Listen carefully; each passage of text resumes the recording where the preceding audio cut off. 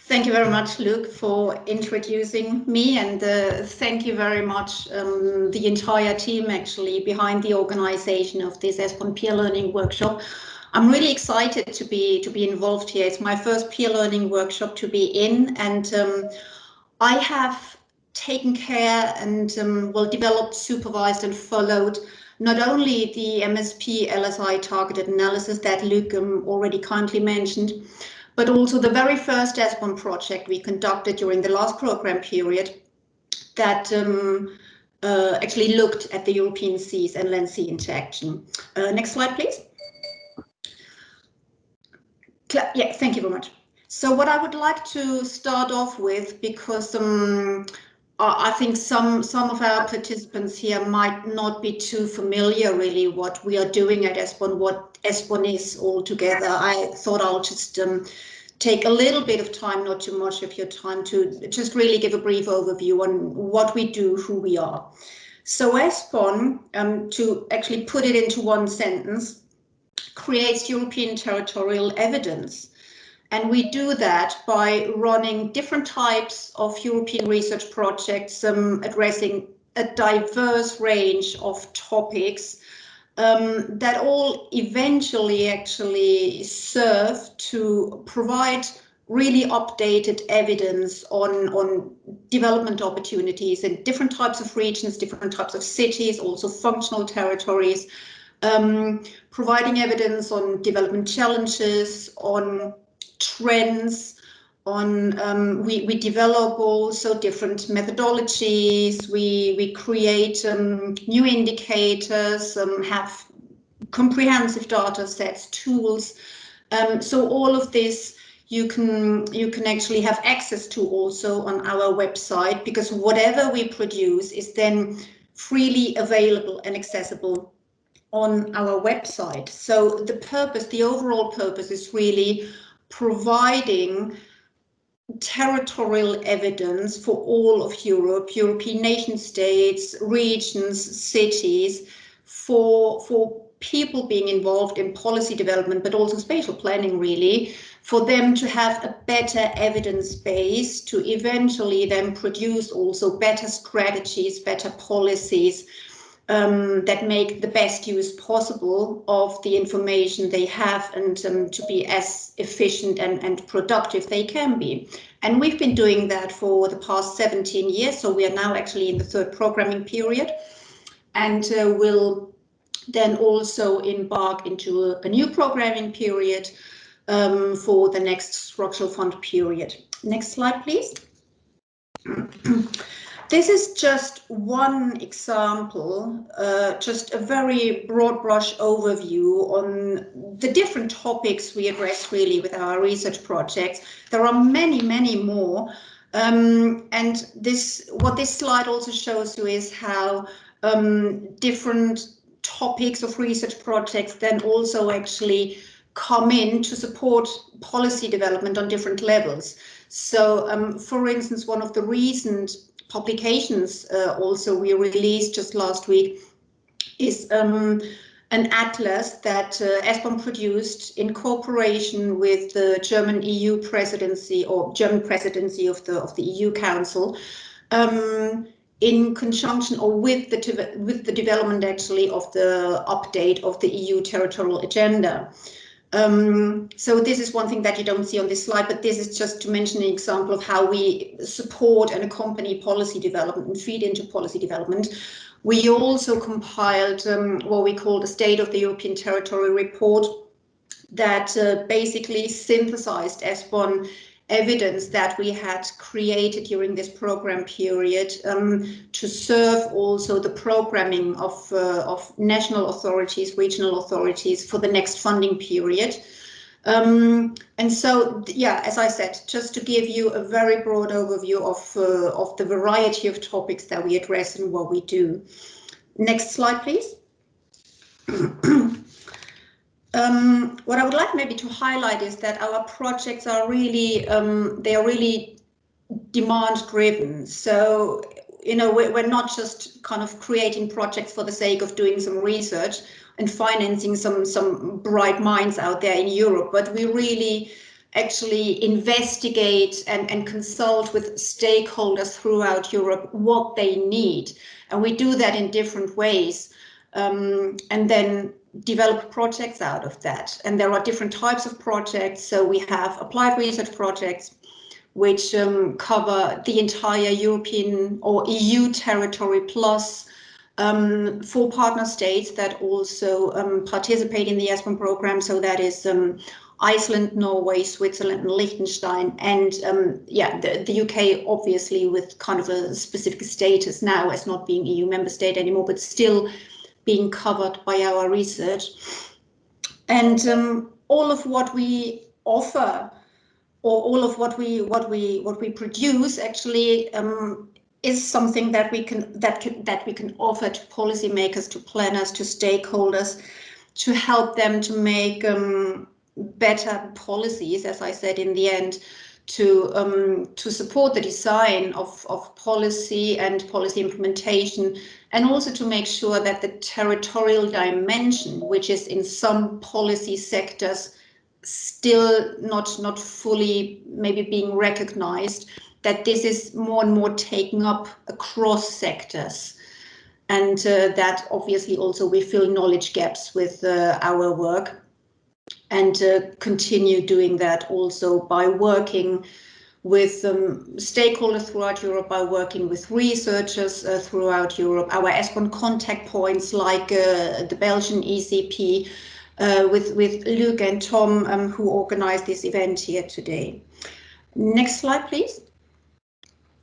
Now, just a broad overview of what we have achieved by now with the current program period, which is slowly coming to an end now. So we implemented 23 applied research projects. So this is the type of project where we really look at the entire EU territory, including our partner states. We conducted 28 targeted analysis. So these are smaller projects where we actually get requests from stakeholders throughout Europe. These can be regional authorities, these can be municipalities, can be different types of stakeholders really that address us, propose project ideas, tell us what they really need for them to develop maybe a certain strategy for their territory. And then we cooperate with them and develop a project and have that project then implemented by researchers. And here we worked with 188 stakeholders throughout Europe.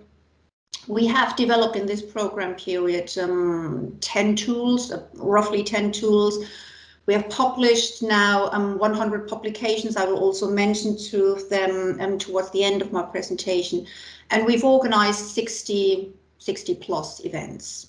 Next slide, please.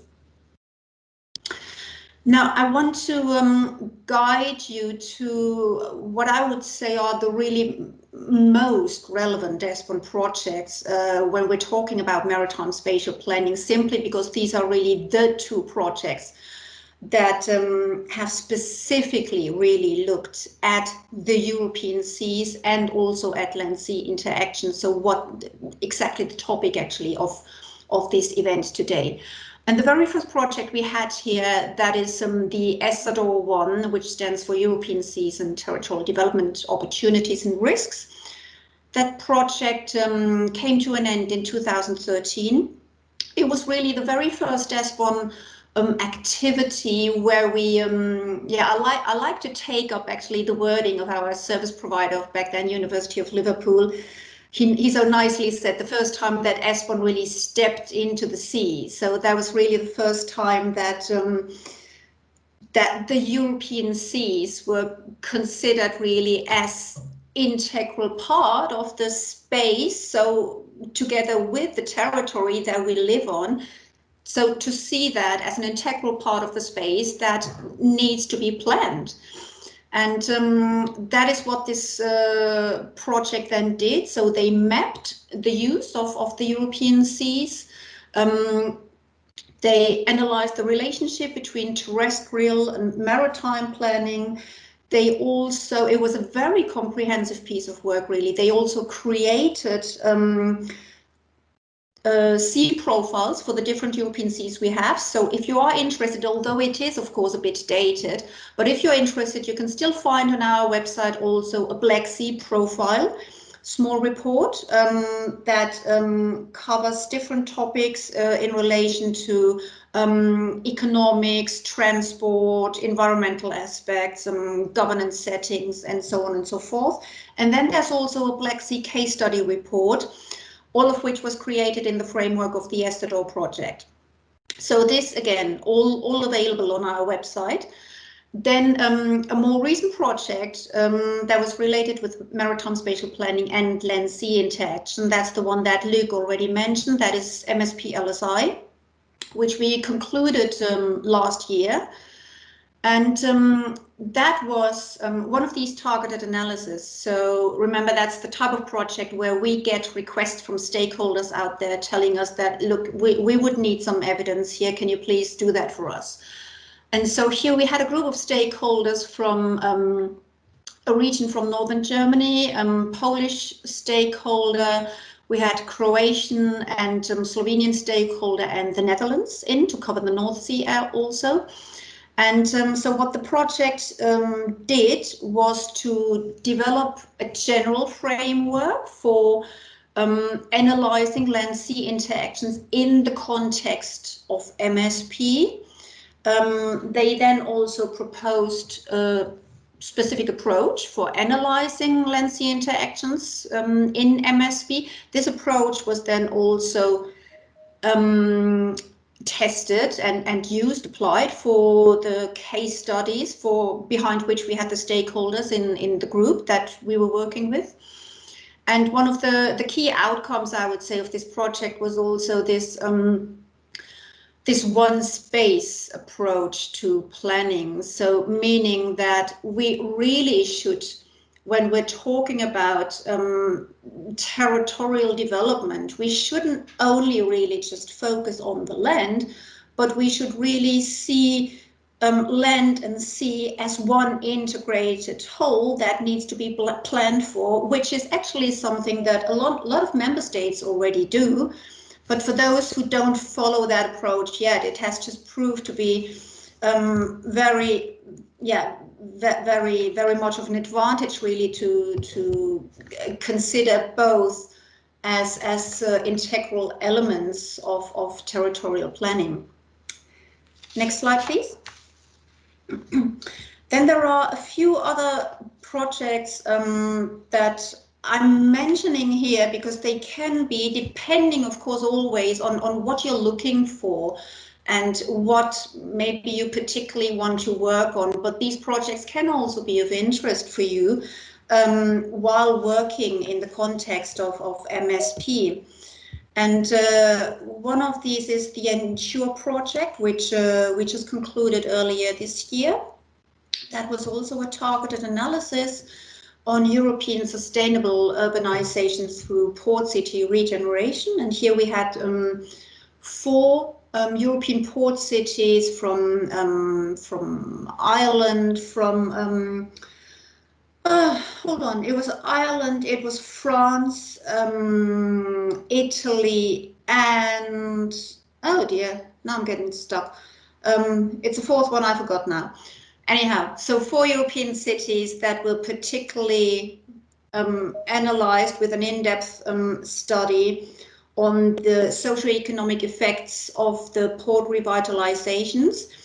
But what the project also did was it looked at the potential regional impacts of port city regeneration in small and medium-sized port cities across Europe. And they did that with a sample of 96 small and medium-sized port cities throughout Europe that had already either undergone port city regeneration or have been or still are actually in the process of regenerating their port cities. And a key outcome of that project is a good practice framework that is really very much hands-on, and that gives good advice on different steps you might go through as a stakeholder when being in such a process of port city regeneration. And obviously, as a port city, you you are obviously confronted with land-sea interaction and do work with different types of land-sea interaction. So that is why I mentioned this here. Then another targeted analysis that is ongoing at the moment and that will be concluded next year is the Hermes one, the European Research for Maritime Eco or Economic Clusters Governance Strategy. And that is doing an analysis of the contribution of clusters to the development of maritime regions, and will also look at particular measures and policies that can ensure sustainable management of such clusters. Then another project that is not specifically really addressing now maritime regions or the seas, but nevertheless relevant, I would say, that is the Greta project, that is an applied research project that we concluded last year that was looking into green infrastructure. But as you might know, green infrastructure actually incorporates also blue elements. So, you know, any type of water surface, rivers, you know, maritime or marine systems, ponds, lakes, all of these are part of green infrastructure. And so in that respect, then the project also addressed, obviously, then elements that are important to consider when dealing with maritime spatial planning and particularly land-sea interactions, in terms of also ecosystem services that can be provided by green/blue infrastructure, and also how important also that type of infrastructure is, particularly for coastal cities, for instance, when we're talking about the effects of climate change. Then I think it's quite obvious how important green infrastructure can be there. Another project that is still ongoing at the moment is the Titan one, that is looking at different types of natural disasters. So this particularly covers the natural disasters of floods, droughts, windstorms, earthquakes, and landslides. And it analyzes the direct and also indirect economic impacts of these natural disasters. And with the help of 8 case studies, the project analyzes also the effectiveness of disaster risk management instruments and policies. And then finally, I would also mention here the Locate project, which is one of the very first applied research projects we did within this program period. And that one looked at territories and the transition to a low carbon economy, which is obviously now with the Green Deal guiding us in the forthcoming programming period, a very crucial topic. And so in this context, this project then also looked into the potential for renewable energy and its exploitation already at that point in time by European regions. And obviously, when we're talking about renewable energy, then wind power comes into play. And that is certainly something that is relevant when we're talking about maritime spatial planning and land-sea interactions. Next slide, please.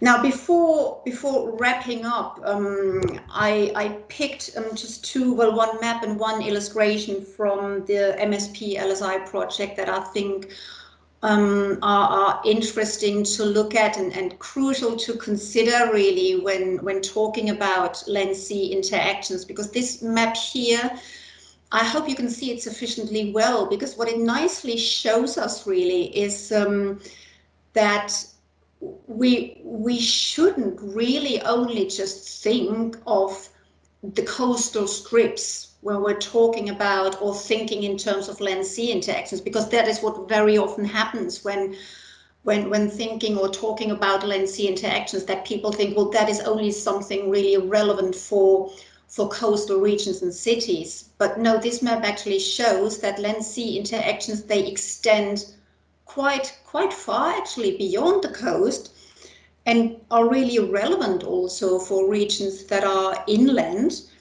And that is what I think is quite important also to keep in mind when planning then for setting up your MSP and considering land sea interactions. And then next slide, please.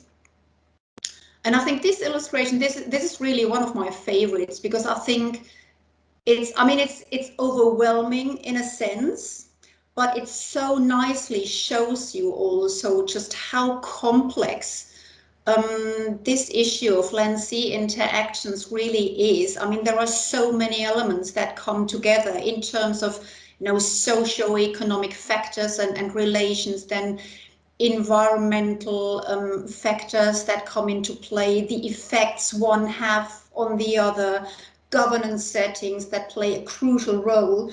And I think all of this, and this is what this illustration really nicely shows us, these interlinkages and how many elements really need to be considered when you are in such a process and dealing with MSP and land-sea interactions.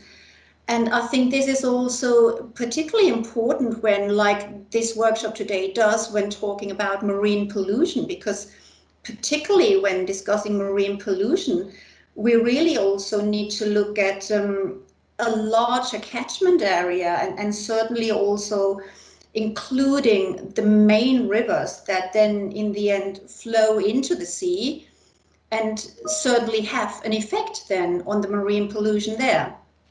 Next slide, please. And this is just, as I mentioned earlier, to highlight two policy briefs that we also produced during this year. The first one shown here, the one on maritime spatial planning and land sea interactions, that we only really just published a few weeks ago. You can find it on our website. That summarizes basically the results of the MSP LSI project. And then the second one on green infrastructure in urban areas, which we compiled in cooperation with the Croatian presidency of the EU Council. And there is also a dedicated chapter actually in that one, so in the green infrastructure policy brief, on the relevance of green or blue infrastructure in coastal cities and regions. So that is why I would found it quite pertinent also to mention it here. Next slide here. And that is it from me. So